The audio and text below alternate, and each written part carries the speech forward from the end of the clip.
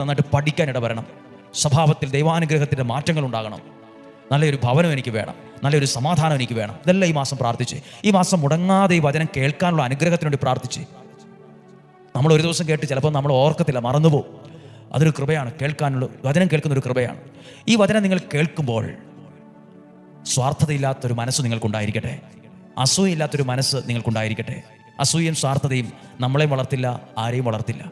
എന്നാൽ സ്വാർത്ഥതയില്ലാത്ത, അസൂയയില്ലാത്തൊരു മനസ്സ് വേണം. കർത്താവേ, എന്നിലൂടെ, ഞാൻ രാവിലെ എഴുന്നേറ്റ് ആദ്യം ചെയ്തത്, എന്നിലൂടെ 478 പേർ വചനം കേട്ടു.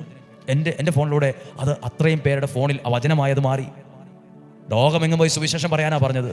ലോകമൊന്നും എല്ലായിടത്തൊന്നും പോകാനൊന്നും നമുക്ക് പറ്റിയെന്ന് വരില്ല. അതിനുള്ള കാശും പണവും നമ്മുടെ കയ്യിൽ ഉണ്ടാവില്ല. പക്ഷെ നമുക്കിപ്പോൾ ചെയ്യാൻ പറ്റും, നമ്മുടെ വിരലുകൾ കൊണ്ട് അനേകം വ്യക്തികളിൽ, കുടുംബങ്ങളിൽ ഡയറക്റ്റായിട്ട് വചനം എത്തിക്കാൻ പറ്റും. ചിലരത് ഇഷ്ടപ്പെടില്ല, ചിലർ വിമർശിക്കും. സാരമില്ല, ഇഷ്ടമില്ല, എനിക്കത് അയക്കണ്ട എന്ന് പറഞ്ഞ് ആർക്കും ഇത് അയക്കരുത്.